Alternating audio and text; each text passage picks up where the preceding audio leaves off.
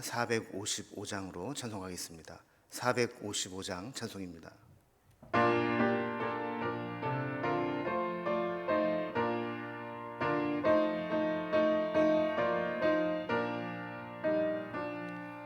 주님의 마음을 본받는 자, 그 맘에 평강이 찾아오면 험악한 세상을 이길 힘이 하늘로부터 임함이로다. 주님의 마음 본받아 살면서 그 거룩하심 나도 이루리. 주 모습 내 눈에 안 보이며 그 음성 내 귀에 안 들려도 내 영혼 날마다 주를 만나 신령한 말씀 늘 배우도다. 주님의 마음 본받아 살면서 그 거룩하심 나도 이루리. 가는 길 거칠고 험하여도 내 맘에 불평이 없어짐은 십자가 고난을 이겨내신 주님의 마음 본받음이라. 주님의 마음 본받아 살면서 그 거룩하심 나도 이루리. 주 예수 세상에 다시 오실 그날엔 무성도 변화하여 주님의 빛나는 그 형상을 다 함께 보며 주 찬양하리. 주님의 마음 본받아 살면서 그 거룩하심 나도 이루리. 아멘. 함께 나눌 하나님 말씀은 신약성경 로마서 15장 1절에서 13절까지 말씀입니다. 로마서 15장 1절에서 13절까지 259면에 있습니다. 말씀을 제가 봉독하겠습니다. 믿음이 강한 우리는 마땅히 믿음이 약한 자의 약점을 담당하고 자기를 기쁘게 하지 아니할 것이라. 우리 각 사람이 이웃을 기쁘게 하되 선을 이루고 덕을 세우도록 할지니라. 그리스도께서 또 자기를 기쁘게 하지 아니하셨나니 기록된 바 주를 비방하는 자들의 비방이 내게 미쳤나이다 함과 같으니라. 무엇이든지 전에 기록된 바는 우리의 교훈을 위하여 기록된 것이니 우리로 하여금 인내로 또는 성경의 위로로 소망을 가지게 함이니라. 이제 인내와 위로의 하나님이 너희로 그리스도 예수를 본받아 서로 뜻이 같게 하여 주사 한 마음과 한 입으로 하나님 곧 우리 주 예수 그리스도의 아버지께 영광을 돌리게 하려 하노라. 그러므로 그리스도께서 우리를 받아 하나님께 영광을 돌리심과 같이 너희도 서로 받으라. 내가 말하노니 그리스도께서 하나님의 진실하심을 위하여 할례의 추종자가 되셨으니 이는 조상들에게 주신 약속들을 견고하게 하시고 이방인들도 그 긍휼하심으로 말미암아 하나님께 영광을 돌리게 하려 하심이라. 기록된 바 그러므로 내가 열방 중에서 주께 감사하고 주의 이름을 찬송하리로다 함과 같으니라. 또 이르되 열방들아 주의 백성과 함께 즐거워하라 하였으며 또 모든 열방들아 주를 찬양하며 모든 백성들아 그를 찬송하라 하였으며, 또 이사야가 이르되 이새의 뿌리 곧 열방을 다스리기 위하여 일어나시는 이가 있으리니 열방이 그에게 소망을 두리라 하였느니라. 소망의 하나님이 모든 기쁨과 평강을 믿음 안에서 너희에게 충만하게 하사 성령의 능력으로 소망이 넘치게 하기를 원하노라. 아멘. 사람들은 다양한 사람들끼리 모여 살게 됩니다. 특히 교회처럼 다양한 사람들이 모인 공동체도 흔치 않을 것입니다. 교회는 신앙이라는 요소를 빼면 같은 것이 하나도 없는 사람들이 모인 공동체죠. 그러나 주님은 다른 것이 다 달라도 신앙만 같다면 그것으로 우리는 하나가 될 수 있다고 말씀합니다. 교회는 실제로 조금만 긴장을 풀고 주의하지 않으면 언제든지 다른 사람들이 서로 다름으로 인해 다루기 힘든 어려운 문제들이 터져 나올 수 있는 그런 곳이기도 합니다. 실제로 교회 안에서 다양하고 많은 문제들이 발생합니다. 설령 겉으로 터지거나 폭발하진 않았다 할지라도 언젠가는 터져 나올 수 있는 그런 문제들이 항상 내재하고 있는 것이죠. 근데 믿음이 인노라 하는 자와 믿음이 약한 자들 사이에도 갈등이 존재합니다. 이렇게 다양한 사람들이 여러 문제로 갈등을 겪게 될 때 성경은 우리에게 어떤 교훈을 주시는가? 그리스도께서 허물 많고 문제 많은 우리들을 받아주셨듯이 우리도 서로를 용납하고 받아주면서 하나됨을 지키는 것이 필요하다라는 교훈을 주십니다. 오늘 이런 내용을 다루고 있는데 단락별로 내용을 구분을 해보면 먼저 1절에서 4절까지는 강한 자를 향한 권면입니다. 믿음이 강한 자는 믿음이 약한 자를 서로 받아주라라는 것이죠. 두 번째로 5절, 6절은 교회를 향한 권면인데 교회는 이렇게 하나가 되어서 하나님께 영광을 돌려야 된다라는 교훈을 줍니다. 그리고 마지막 7절에서 13절까지는 교회의 문제를 향한 권면입니다. 교회에 여러 가지 문제가 있지만 우리를 받으신 주님을 본받아서 서로 받아줄 때 우리는 하나가 될 수 있다라는 내용을 담고 있습니다. 단락별로 살펴봅니다. 첫 번째 단락입니다. 믿음이 강한 자들에게 주는 권면인데 믿음이 강한 자는 믿음이 약한 자를 받아주는 자세를 가져야 된다라는 겁니다. 오늘 본문에 보면 바울은 교회 안에 모여있는 다양한 사람들을 두 종류의 사람으로 구분을 합니다. 믿음이 강한 자와 믿음이 약한 자 이렇게 구분을 하는 것이죠. 또 1절에 보면 믿음이 강한 우리는 마땅히 믿음이 약한 자의 약점을 담당하고 이런 말씀으로 시작됩니다.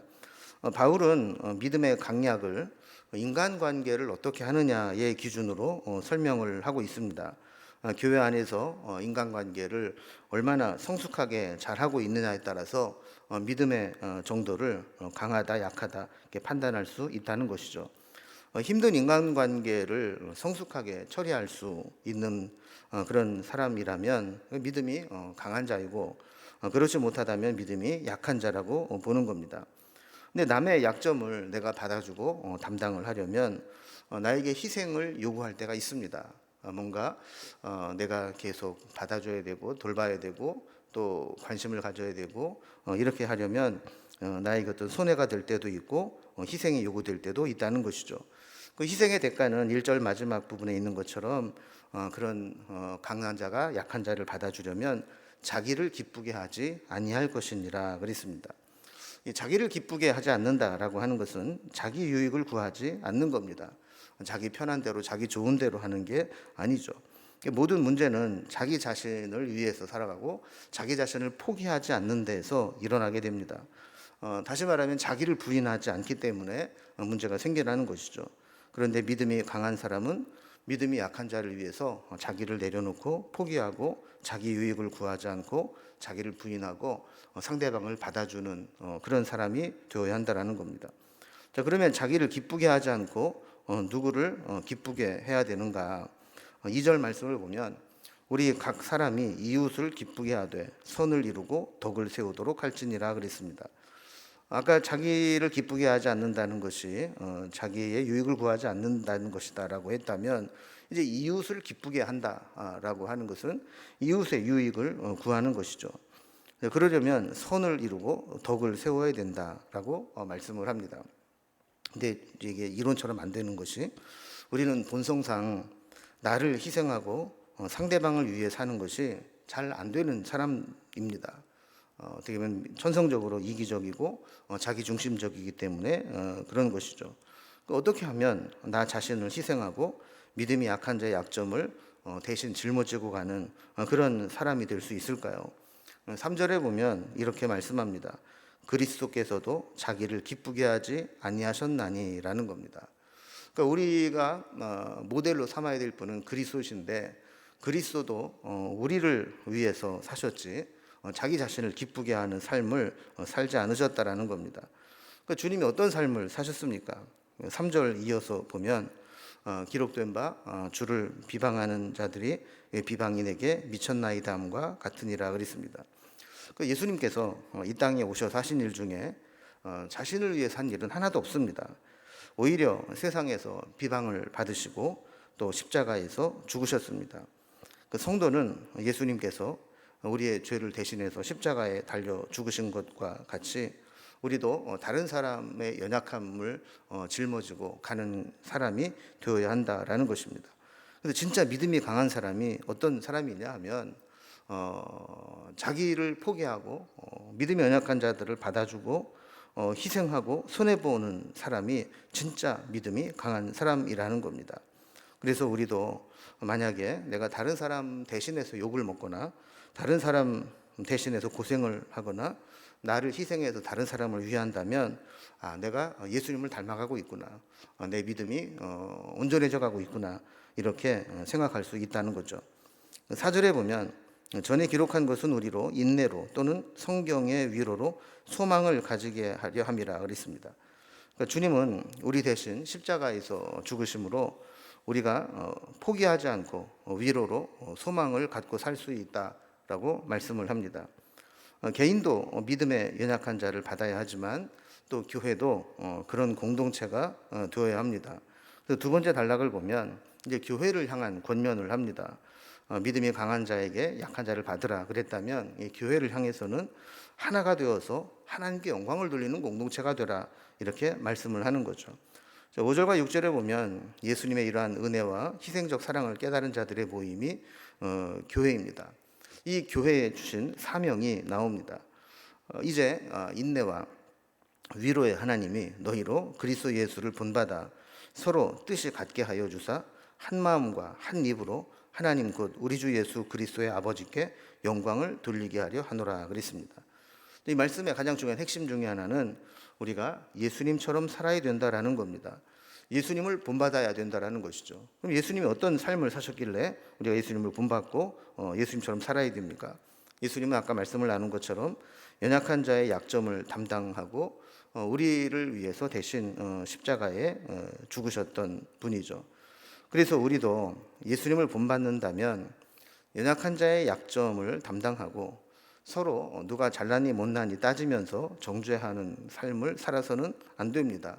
그래서 우리는 어떤 상황에서든지 한 마음과 한 입으로 하나님께 영광을 돌리는 삶을 살아야 된다라고 말씀을 합니다.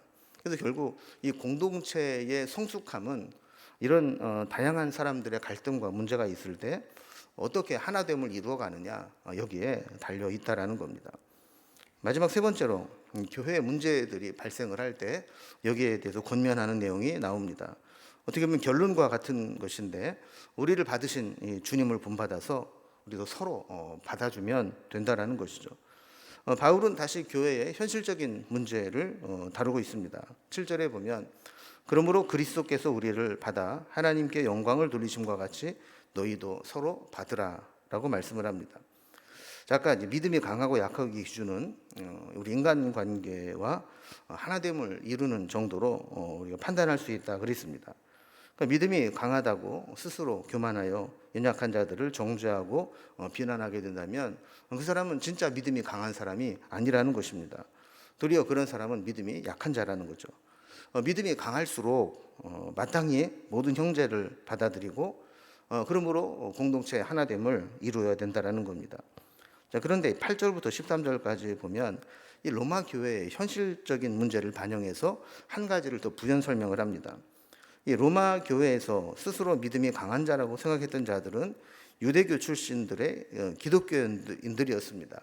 그들은 이제 복음을 받아들일 뿐만 아니라 그 이전부터 유대교적 전통을 가지고 율법을 지키고 할례를 받고 종교적인 열심을 품었던 사람들이죠. 자, 그들이 볼 때 이방인 중에서 개종한 그리스도인들을 보면 율법도 지키지 않고 또 경건 생활도 안 하는 것 같고 믿음이 약한 자라고 생각을 하면서 무시하고 정죄해 왔다라는 겁니다. 유대교 출신들의 기독교인들은 이런 바리새적인 생각들을 가지고 있었기 때문에 자꾸 그런 이방인 성도들과 선을 긋고 구분하면서 우리는 너희들과 다르다 이렇게 자신들의 믿음을 부각시키려고 했습니다.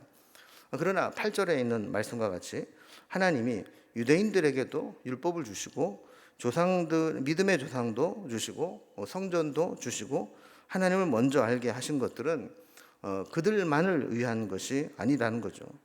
9절에 있는 말씀과 같이 이방인들도 그 긍휼하심으로 말미암아 하나님께 영광을 돌리게 하려 하심이라 그랬습니다.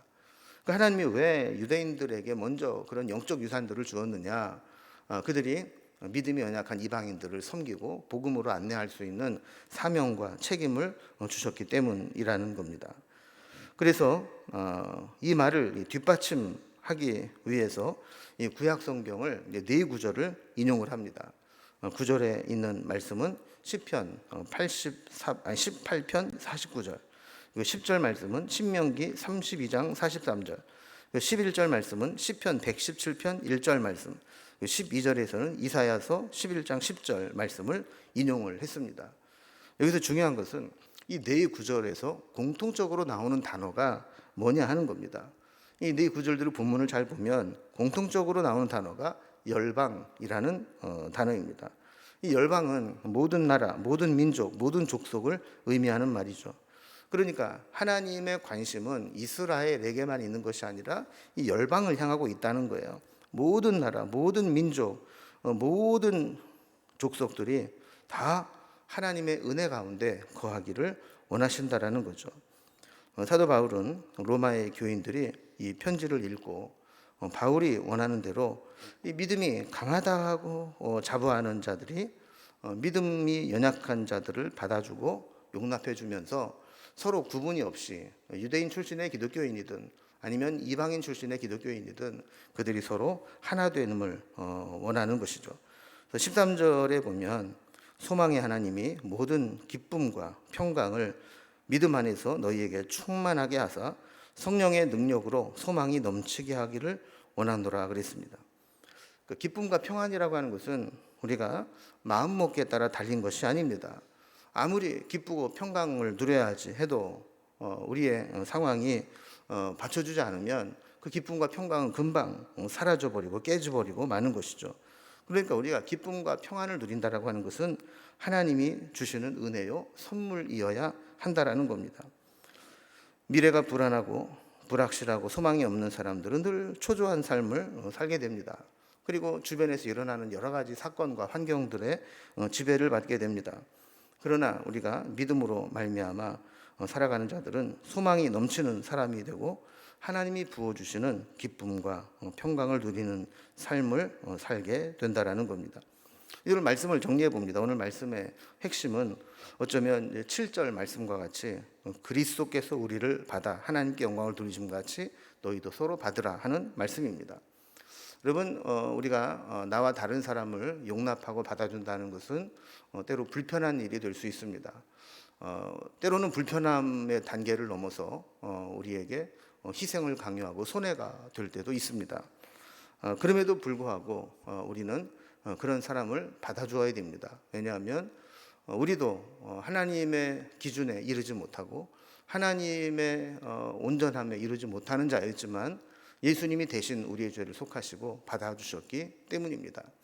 오늘 말씀을 생각하면서 우리 주변에 또 각자 내가 정말 받아주기 힘든 사람이 누구인가를 생각하면서 그를 위해서 기도하고 또 그를 받아줄 수 있는 그러한 상황이 될 수 있도록 하나님의 은혜를 구할 수 있기를 바랍니다. 그래서 우리가 믿음이 강한 자다, 난 내 믿음은 좋다, 이렇게 겉으로만 자부할 것이 아니라 정말 믿음이 연약한 자들을 기다려주고 받아주고 용납해주고 믿음을 세울 수 있는 그러한 단계까지 이룰 수 있는 믿음의 소유자가 될 수 있기를 주님의 이름으로 기원합니다. 기도하겠습니다. 하나님 아버지, 오늘 말씀을 통해서 주님이 우리를 받아주셨듯이 우리도 서로를 받아줌으로 우리가 모이는 이 공동체를 하나됨으로 이끌어 나가는 사명이 있다는 것을 살펴보게 되었습니다. 그러나 현실 속에서는 받아주기 참으로 감당하기 힘들고 불편하고 괴로운 사람도 있습니다. 그런 사람을 만날 때에도 우리가 우리를 받아주신 주님을 생각하면서 기다려주고 너그럽게 용납하고 받아줄 수 있는 큰 그릇, 큰 믿음을 소유할 수 있도록 인도해 주시옵소서. 오늘도 우리가 믿음이 연약한 자 때문에 심령이 불편하지 않게 평강에 평강을 더하여 주시고 주님을 믿는 믿음으로 어떤 상황 속에서도 위로와 평강과 기쁨이 넘쳐나는 삶을 살 수 있도록 인도해 주옵소서. 오늘 하루도 주님의 은혜를 구합니다. 주께서 우리와 늘 동행하여 주시고 임마누엘의 하나님 되심을 삶의 현장에서 느끼고 고백할 수 있도록 인도해 주옵소서. 오늘 하루의 삶을 온전히 주님께 부탁드리며 예수님의 이름으로 기도드리옵나이다. 아멘. 각자 기도 제목들로 자유롭게 기도하시겠습니다.